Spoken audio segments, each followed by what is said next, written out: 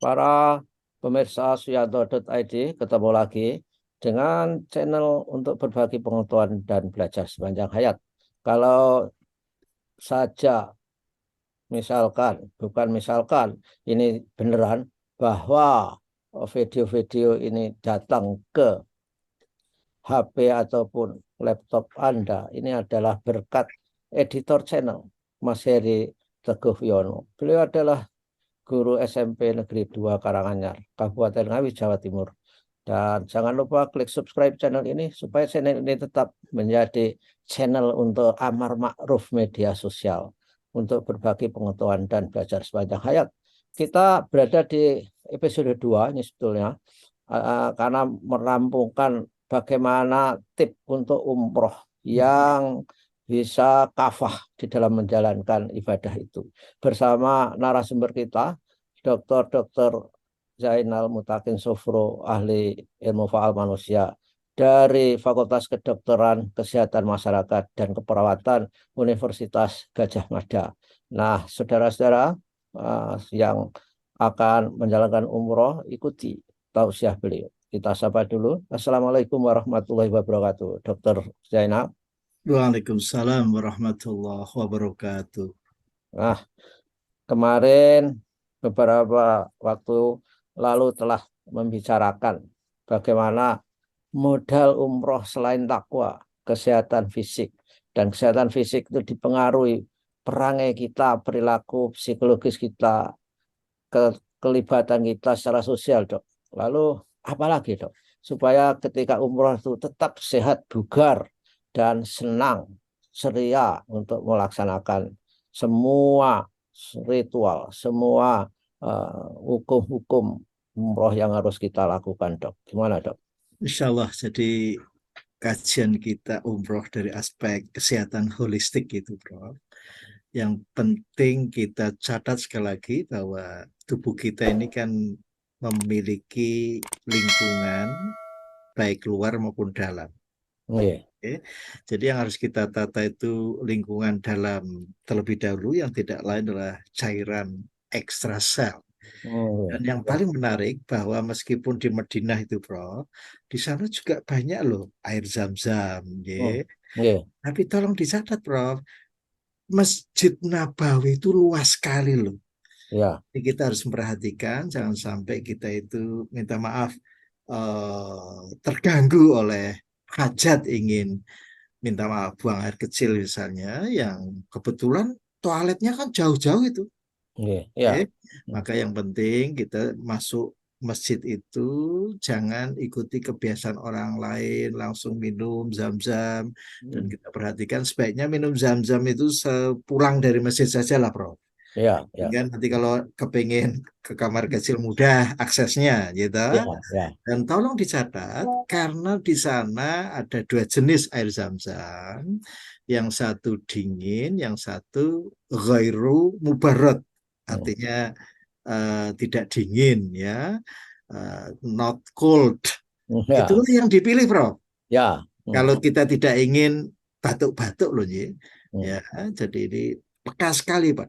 Karena suhu di sana itu yang sering kita abaikan adalah, di samping ekstrim berbeda, yang kedua yang sering dilupakan adalah kelembaban, Bro. Ya. Ya. Nah, sehingga Humidity. Ya. kelembabannya itu sangat rendah sekali, sehingga penguapan itu mudah sekali. Nah, maka sebaiknya lah, Prof, biasakanlah di kamar itu senantiasa tersedia air dan buah-buahan. Ya. Ya. Ya. Nah, Ya. kebanyakan jamaah Indonesia itu kamar itu dipenuhi oleh-oleh, Prof. Saya ada sajadah, ada gamis dan sebagainya, itu penuh itu. Jadi Ya. kalau disurvei kamar-kamar jamaah umroh Indonesia itu kebak oleh-oleh. Ya. Ya. Ya. Ya, padahal yang penting adalah penuhilah kamar itu dengan air dan buah. Nah. Ya, jangan Eh, sampai. Buah, insya Allah dari tahun ke tahun kok sama saja. 1 rial atau 5 rial dulu itu, Dok. Sama Itu, saja. itu luar biasa, Prof, ya. Jadi tidak ada kok yang namanya perubahan harga, ya, itu luar biasa, Prof. Ya. Jadi, dan melimpah loh, Prof. Ya. Dan terus bagaimana doa Nabi Ibrahim, ya, bahwasanya Allah Rabbana ini askantu Mhm. min dzurriyyati, ya Allah, kami tempatkan sebagian anak turun kami di sini di lembah yang tidak ada tumbuh-tumbuhan, ya Prof. Ya. Mhm. Sekarang itu buah-buahan melimpah dan itulah maka sebaiknya lah Prof bahwa tubuh kita tidak boleh mengalami dehidrasi. Ya. Ya, Walaupun kelihatannya suhu dingin loh Prof, ya, itu tidak menepis kemungkinan kita mengalami dehidrasi. filtrasi ya. Sehingga nun sewu badan-badan gampang capek-capek, lajeng suaranya jadi serak. Ini ya tanda-tanda dehidrasi. Dan yang lebih Dan, penting, Bro, ketika dan tubuh mengalami dehidrasi, hmm. nafsu makan turun loh, Bro. Oh, oke. Ya, Sehingga gampang sakit. ya. Dan untuk tes dehidrasi kan kita ngecek warna urin kita, Dok, warna air seni. Bagus Itu sekali, kan, Bro. ya, kan bisa kita lihat, Dok, itu ya. Iya, secara mudah kalau perubahan warna air seni itu menjadi kuning, itu berarti kita harus segera. Mengapa saya pakai peci kuning ini loh, Bro? Tapi, Dok, tapi jangan kaget nanti kalau minum vitamin B seperti misalkan B komplit Leres, nanti urinnya kuning dikira dehidrasi itu juga harus leres. pertimbangan gitu Dok. Kuningnya beda loh, Prof. Oh nggih. Enervon C misalnya, Nusewu, ya. Jadi sekali lagi warna kuning itu menjadi indikator. Dan minta maaf, Prof, ini agak tidak nyaman ini karena kesehatan kita tidak wigah-wigih, ya. Nggih. Jadi pola buang air besar loh, Prof. Hmm. Nah, Iya. kalau berhari-hari kok enggak, wah ini kan berbahaya itu. Itu Oh, tandanya kita sudah kekurangan air, Prof. Ya, oke. jadi kita harus betul-betul memastikan bahwa BAB itu betul-betul lancar, Prof. Nah, jadi Ya, kalau nggak bisa, misalnya obstipasi, itu salah satu indikator kita kurang asupan air, Dok ya. betul, Prof. Mengapa dianjurkan banyak makan buah, ya, lajeng ngunjuk. Tetapi ingat, kalau kebetulan kok kita dapat zam-zam yang dingin, ya bawa saja ke hotel supaya nanti kan anget gitu loh, Prof. Ya. Atau dimasukkan mulut, dimut dulu beberapa menit mungkin, Dok. Biar panas. Minta maaf, Prof, karena sunah untuk minum air zam-zam itu kan sampai mungkuk-mungkuk, Prof. Oh, Ya, iya. full tank itu. Ya. Oh, iya. Ini bedanya minum zam-zam dengan yang lain. Jadi Oh, memang nggih, nggih. Wah, saya akan lakukan, Dok. Saya akan ya, minum sebanyak mungkin di kamar ya, hotel saja. harus, tetapi akses ke kamar kecil harus dijamin loh, Prof. Nggih, Ya. nggih, insya Allah. Ya. Nggih. Karena Lalu, itu, apalagi, Dok, yang untuk menjaga kesehatan kita? menikah. Jadi sekali lagi, Prof, bersyukur Masjid Nabawi itu luas, sehingga untuk conditioning nanti sebelum pindah ke Mekah itu sudah betul-betul dipersiapkan dengan baik. Ya. Karena kebanyakan jamaah umroh itu agak kurang persiapan loh untuk masalah kesiapan fisik loh, Bro. Ya, Beda dengan haji loh, J. ya, ya. Tetapi jangan berkecil hati, karena Madinah itu arealnya luas, Bro. Hmm. Kata panjenengan kalau ke bandara Jogja internasional itu kan, Bro, itu Nggih, kan jaraknya jauh. Itu sebetulnya untuk mempersiapkan kesehatan fisik kita loh, Bro. ya, Supaya di pesawat itu tidak mudah mengalami apa yang kita namakan DVT, Bro. ya. Deep vein thrombosis. Jadi ada Oke. pengumpulan darah di pembuluh vena yang dalam. Ya, Ya, ya, ya. kelihatan, Nah, Bro. ya. Nanti ketika di Madinah itu kita berlatih, mempersiapkan fisik, mental. Tentu saja di Sosial. Mekah, di mana tempat yang apa harus dilakukan, tidak boleh ditawar-tawar. Rukunnya itu lebih mudah, Dok, saya kira. Kados seperti, Bro. Yang latihan-latihan yang di Madinah. Leres, leres, Ya. leres. Jadi menarik sekali, Prof. Kalau kalau kita itu startnya itu dari Madinah, Hmm. itu conditioningnya bagus, Prof. Dibandingkan kalau langsung ke Mekah, Prof. Ya, Hmm. jadi bagus sekali nih Rata, adanya. rata-rata umroh Indonesia kan semua ke Madinah dulu ya, Dok. Nah, itulah. Ini kan bagus sekali sehingga kesiapan untuk ke Mekah itu lebih well prepare. ya, dari aspek fisiknya tadi. Lebih-lebih dari aspek kejiwaan, Prof.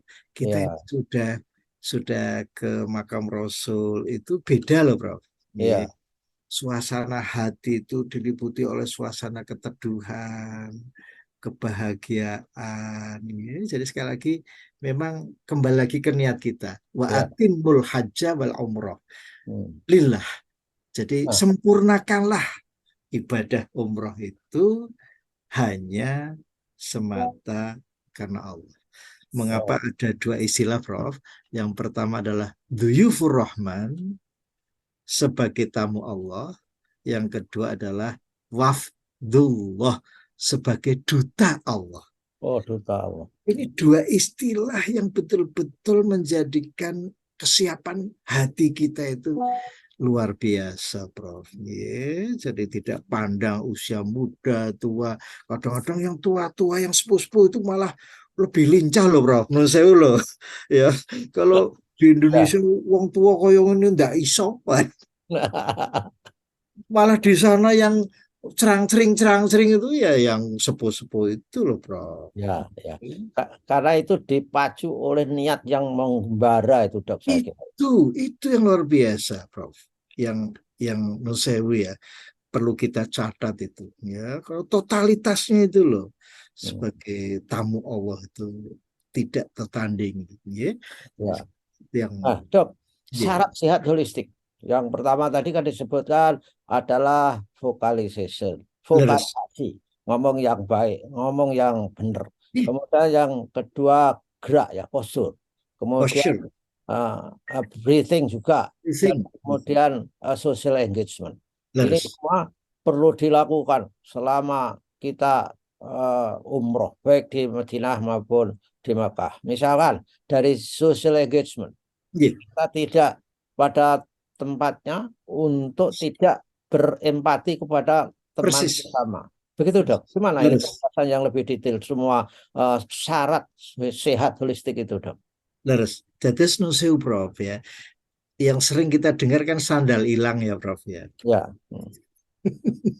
Itu jangan menjadi sumber olok-olok loh, Prof. Ya, justru itu untuk memantik kita nusewu kalau perlu kita ajak ke toko sandal di Pundutke, itu nilainya beda loh, Bro. Ya, Ya, itu walaupun sendalnya harganya 15 real itu ya. kesannya Wah, mendalam loh, Bro. Ya. Jadi inilah social engagement, Bro. Ini yang luar biasa, itu sangat menyehatkan. wah, Itu akan dikenang sampai kapanpun, Bro. ya. Wah, saya mendengar tausiah dokter punya niat untuk beli sandal lebih dari satu. Siapa tahu ada yang membutuhkan di sana. Saya itu, Prof. Alhamdulillah, Alhamdulillah. Kalau kalau ambil napas penting di mana, Dok? Pentingnya.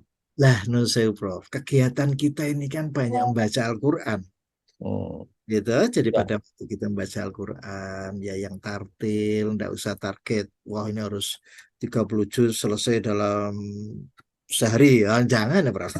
Itu iya. kapan bernafasnya, gitu. Ya, Tapi baik. ya, Hmm. ketika membaca Al-Quran itu nafasnya kita atur, itu sudah memenuhi persyaratan neural exercise tadi di samping physical exercise banyak jalan tadi, Bro. Hmm. Iya. Kalau selama Dok, bagaimana perut setelah tidak di cabin, setelah di Medina itu, Dok? Kalau lapar Terus, harus dipenuhi kan, tidak boleh ditahan-tahan. Kalau ada di terus. jalan, ada orang jualan, kita bisalah mampir di situ makan itu, Dok. Ya, Prof, ini nun saya jadi kebanyakan andalan orang Indonesia itu ya bawa abon, bawa kecap, sambel. Nun saya loh, Prof ya. Itu andalannya kerupuk itu, Prof. Ya, mie. Nah itu, nah Nusewu kita waktu SD kan diajari di mana bumi di di Indonesia, ya, di situ langit di. jinjing. Coba kita perhatikan kebiasaan makan mereka loh, Prof. Ya, Gitu. ya, ya, ya, ya, ya. Itu sangat signifikan, Prof. Jadi kalau saya itu ya Nusewu seperti kebab, kemudian nasi-nasi Arab itu ya betul-betul harus dicoba itu Hmm. supaya badan kita ini sesuai dengan lingkungan, Prof. Nah, kalau andalannya nasi putih, kecap, abon, nun sewu loh, Bro.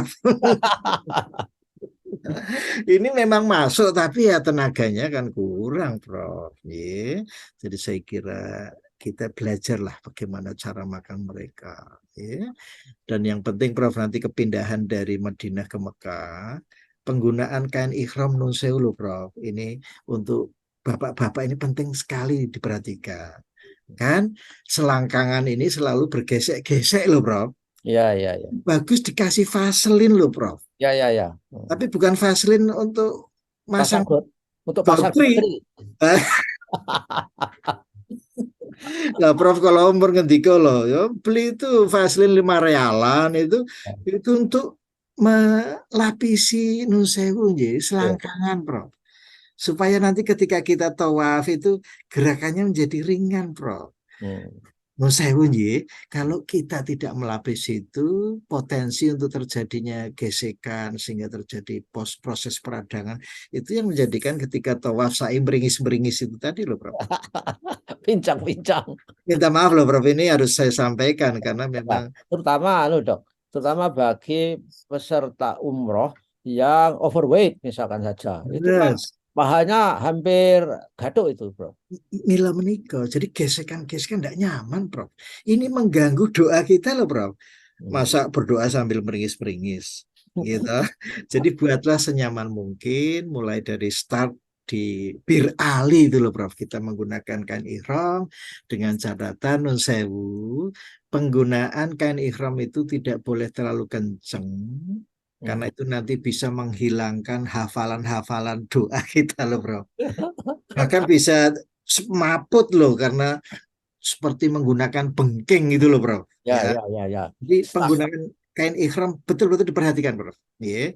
Kalau terlalu longgar itu pun bahaya loh, Prof. melotrok ya. Nah, itulah tadi. Ya, jadi sekali lagi ini perlu diperhatikan tata cara penggunaan ihram memang harus lege artis gitu loh. Ya, ya, ya. Dan itu mempengaruhi kesiapan dan kondisi kesehatan fisik kita, gitu Betul, kan, dok? Prof. Betul. Oh. Seperti tadi saya matur, kalau kekencengan oksigen ke otak itu berkurang loh, Prof. Hmm. Hafalannya hilang semua itu. Itu subhanallah. Jadi inilah perlunya kita mengenal ya bagaimana penggunaan kain ihram itu supaya tidak mengganggu kesehatan kita. Ya, Ya. ya, ya. Oke lah. Baiklah, dok. Saya kira sudah banyak ya Alhamdulillah. informasi yang dokter berikan untuk episode kedua ini. Mungkin kita akan memberi lagi, dok. Bagaimana Maka setelah di Mekah? Ini masih ada, dok, satu episode lagi. Bagaimana setelah di Mekah? Yang subhanallah. harus dilakukan dengan persiapan Madinah tadi. Karena Mekah itu kan benar-benar ibarat cerita wayangnya itu kan Tegal Kursitro. Wah, Kenapa nih, Prof? ya, ya tempat untuk perang Bharatayuddha itu, dok. Allah Akbar. Ya enggak, saya maaf ini gambaran yang tidak pas saya kira. Yang penting pokoknya di Mekah itu kan kita harus menjalankan ritual yang akidahnya ada dan harus diikuti. Saya Sehingga kesehatan fisik penting. setuju. Baiklah, untuk sementara kita akhiri dulu, dok. Sampai ketemu lagi. Terima kasih. Wassalamualaikum warahmatullahi wabarakatuh. Waalaikumsalam warahmatullahi wabarakatuh.